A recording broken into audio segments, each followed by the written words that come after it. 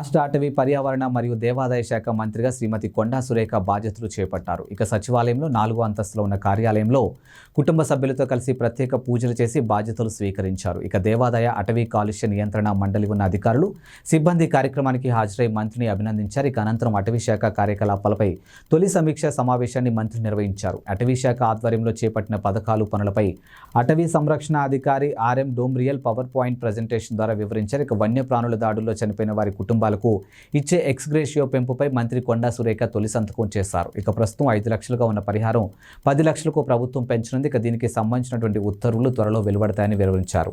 వివిధ కార్యక్రమాలకు, ఉత్సవాలకు, ఏనుగులకు ఇతర రాష్ట్రాల నుంచి తెప్పించుకునేందుకు వీలుగా అనుమతినిస్తూ మరో ఫైల్పై కూడా సంతకం చేశారు మంత్రి.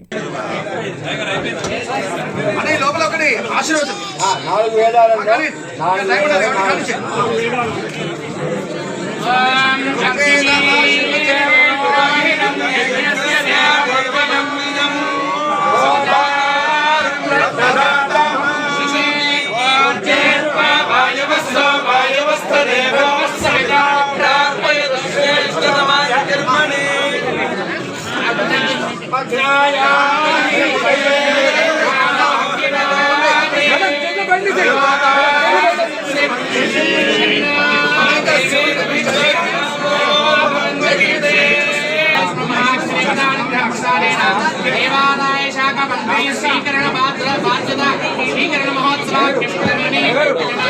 సంకల్పిత సకల కార్య నిమిత్తేన దిగ్విజయ వల ప్రసాద సిద్ధిరస్తు. రాజముఖే రాజద్వారే సర్వదా దిగ్విజయ వల ప్రసాద సిద్ధిరస్తు.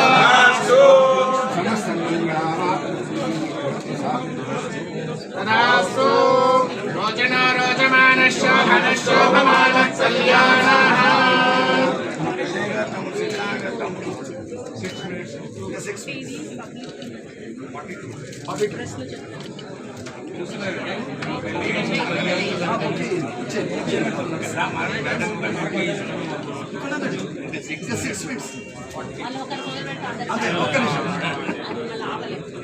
అయ్యే లోపల ఇంకేనా ఆశీర్వచనం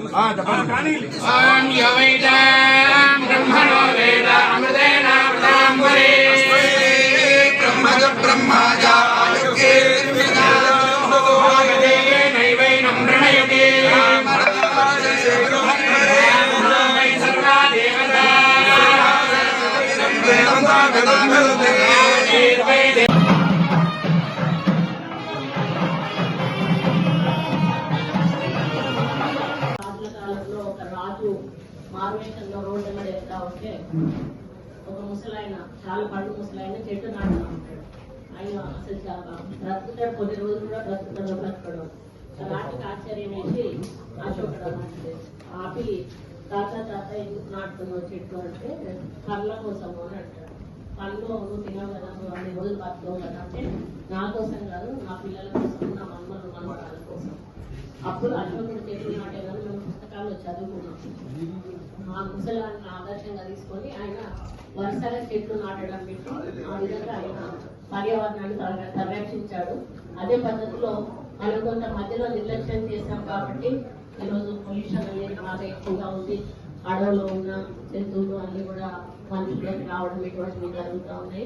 కాబట్టి ఫారెస్ట్ను కాపాడుకుంటూ ఇంకా పెంపొందించడం, అభివృద్ధి చేయడానికి మనం అందరం కూడా కలిసికట్టుగా కృషి చేయాలి. దాంతో పాటుగా ఎన్విరాన్మెంట్ కి సంబంధించి ఈరోజు టీహెచ్ఎంసీ కానీ వరంగల్ నేను మున్సిపల్ కార్పొరేషన్ లో కూడా గతంలో ఎమ్మెల్యేగా చేశాను.